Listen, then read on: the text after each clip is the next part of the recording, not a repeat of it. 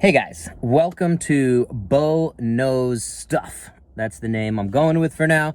This is only the second episode, technically, officially, unofficially, what have you. Still working on figuring out the best way to get the audio into the podcast form, so I'm going to take a little time this week and do that. I'm doing a home health care visit in a second here. Thought I'd stop by and do this video for you. It's been rattling around, so I wanted to get this down. And yeah, I'm up in Northern California. Also wanted to share with you guys that it's one of the first days it hasn't been like super sunny. Though it's actually very overcast right now, and there's ash falling from the sky. So when I got out in the car, I had ash all over it. There must be a lot of fires going on, and I haven't seen a lot of the news, but yeah, it's pretty intense. I don't think I've ever really experienced that growing up in New York City most of my life. So just weird. So I'm still like adapting to it on top of 2020 and the world being what it is, political and all that stuff. All right, so today's episode, that was a 1 minute intro. Bo knows stuff. Bo knows low back pain. I'm Bo, Dr. Bo, Dr. Physical Therapy. So Bo knows low back pain. I wanted to definitely cover this. Part of the impetus for doing these episodes is I get a lot of the same questions. I have a lot of these same conversations. So I want to be able to share with folks at a dinner party, if we get back to those after 2020, after COVID. People like, hey, I have back pain. What do I do about it? So I wanted to talk about the top kind of 3 things you need to know, okay, about back pain, low back pain. Number 1, about 80% of people are going to get hit with some episodes of back pain as per the research.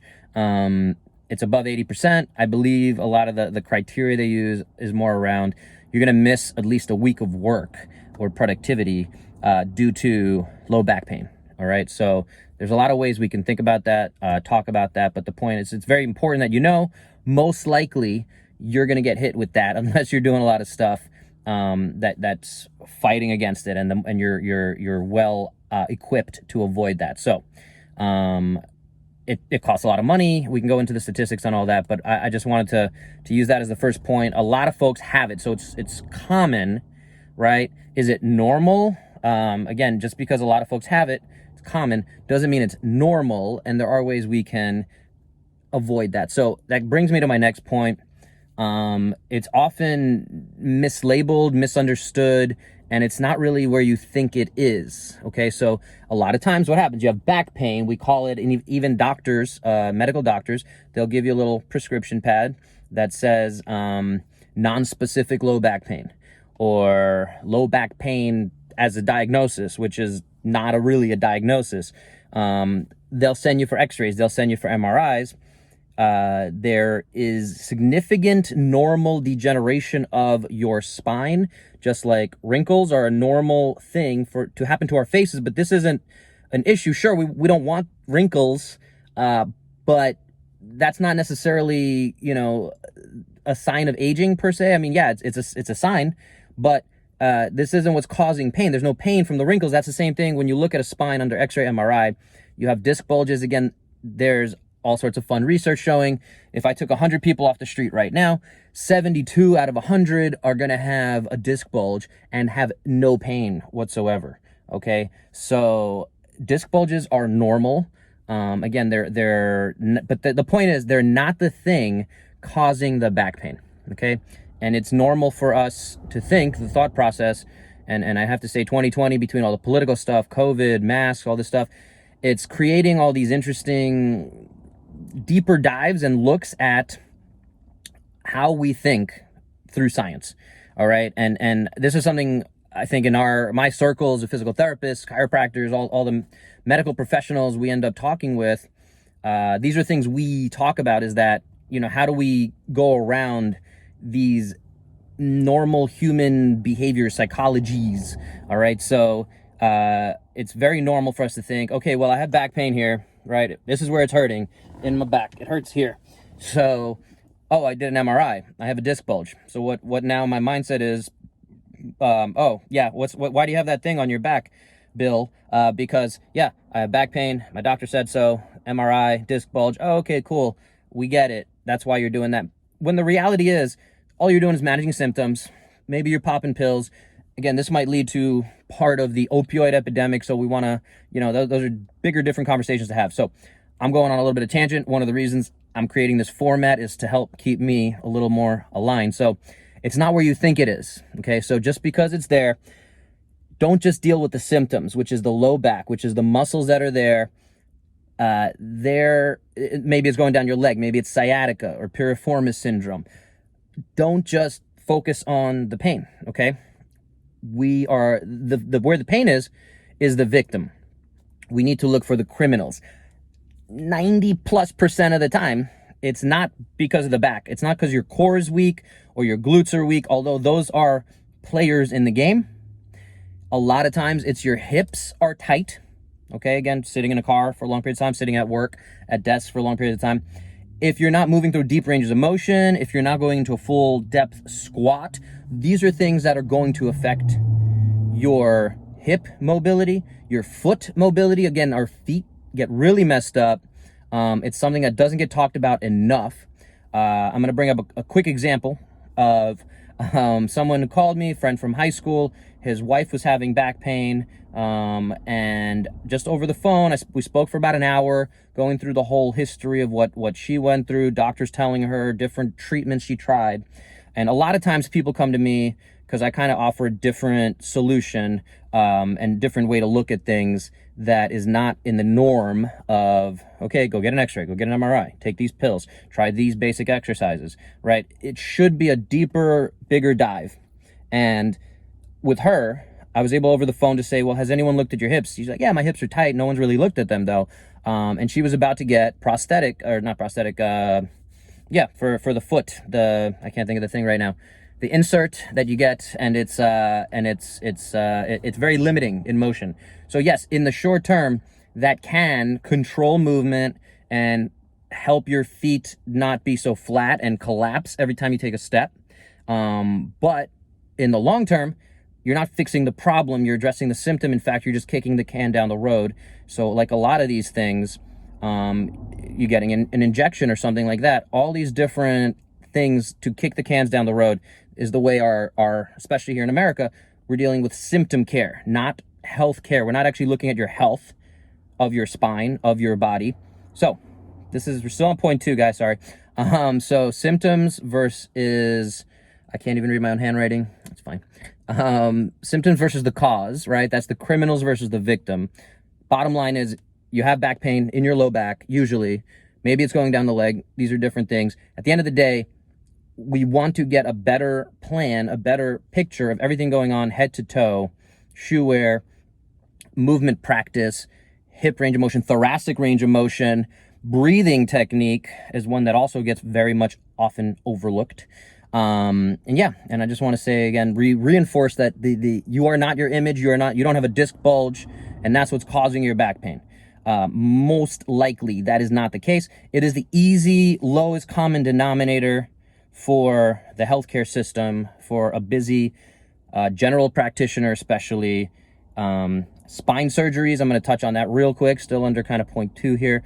Most spine surgeries, just in the research and everything we know, they just don't really work.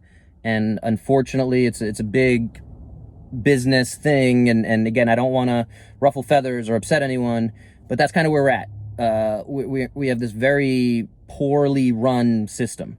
And again, it does the best it can, I think, in a lot of ways. But I think we can do a little better. And that's where, again, I'm hoping to get in in here, and hopefully you guys connect with this message. So I'm going to move on to point 3 is you got to listen to the whispers before they become yells. I'm going to give that credit to Coach Claire back in Dubai, that was working with me. I don't know if she came up with it, but she was the first one, and sticks on my head when I hear that. So what does that mean is again, we all kind of wake up with a little bit of stiffness or achiness. The more we can pay attention to these things, it's easy for us to say, oh, I have a little pain, boom, I can take a pill.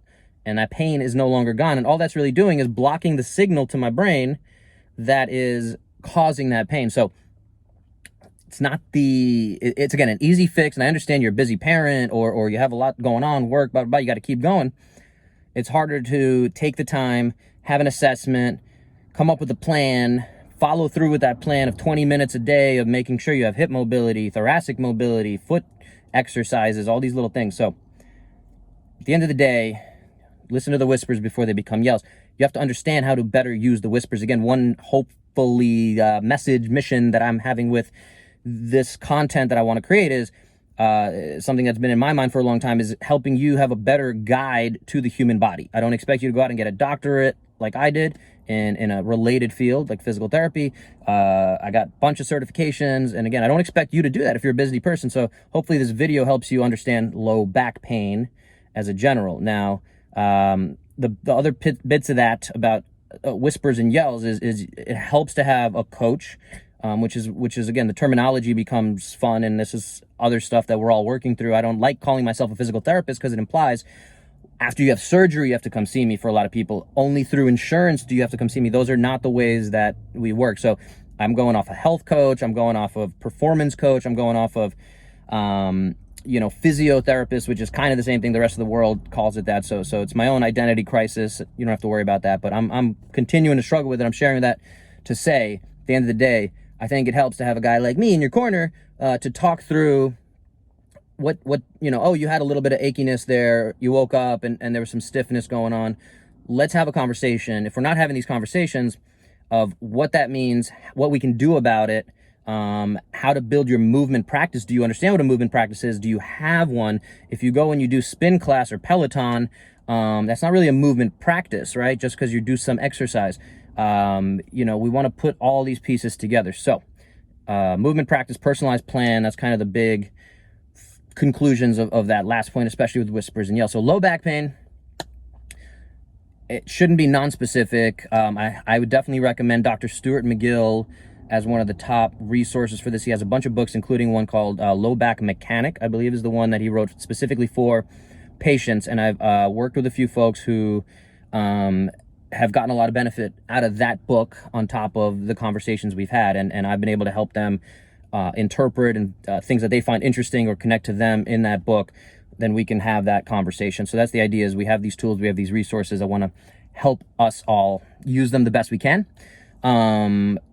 So again, and again, there's difficult cases out there.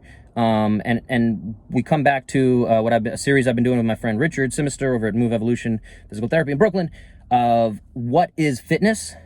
To me, the stronger you are, the fitter you are. That includes not waking up with back pain. That includes not being predisposed to back pain. So if we have a better picture overall, I'm sitting here in my car, I get the car mechanics, check it out, and they say, hey, like, you might need to come in and get your oil changed every so often. You might need to do XYZ.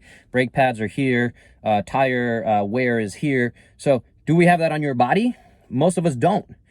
So that's where, again, someone like me can help you go through some testing, understand what's going on with your body, how you can avoid having an issue of back pain. And again, the more we can put these pieces in place, you're going to be more resilient when things that put a lot of extra stress on your back and normally what might have led you to have a week of debilitating back pain or eventually needing spine surgery, which again, maybe we'll do a separate episode on some of that stuff. So Dr. Stuart McGill, I think it's I forgot what I can't think of his Instagram, social media, but BackFit Pro, that's what it is, BackFit Pro. Dr. Stuart McGill, he's up in Canada. He's amazing. Highly recommend it. I could send you all sorts of stuff if you guys want. So I'm going to cut it here. I got to go see my patient. I think I'm a few minutes late now. So shoot over any questions, comments. Let me know again if you like this format. I'm leaning towards these kind of shorter formats, attacking topics, bonos, low back pain. Going to try to hit some different components of that. See how the acoustics are here in the car. It's the first time I'm doing this. And it's getting warm now, though, because I turned it off and no air conditioning. So we'll see how that is. Hopefully I can get all this onto the podcast format as well. And we'll see. All right, guys, shoot over any questions. Get 1% better every day. And hopefully you feel a little bit more confident around what is back pain. If you have symptoms, things going on, symptoms down the legs, things like that, a little more serious, again, feel free to reach out to me, or we need to escalate that conversation. But at the same time, if you don't have anything going on, make sure you get as good of a sense as you can. Just like, again, you know, if you're investing in money, I keep using all my analogies, sorry if the analogies get too much, but if you're doing a 401k or a Roth IRA, it helps to have some semblance of what that means. Just like low back pain, you want to have some semblance of what's going on. Just like with the car, right? Oh, like, I don't know where my tire pressure is and things like that. Like, we have some numbers around that. So we need to keep doing that. We need to keep building that system, having that conversation. So that's all I'm hoping for. I'm going to cut it here.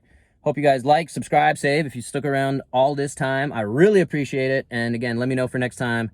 Anything you want to see, fix, do better, boom, boom, boom. Bono's low backs. See ya. Low back pain. Yep. Ooh, ah.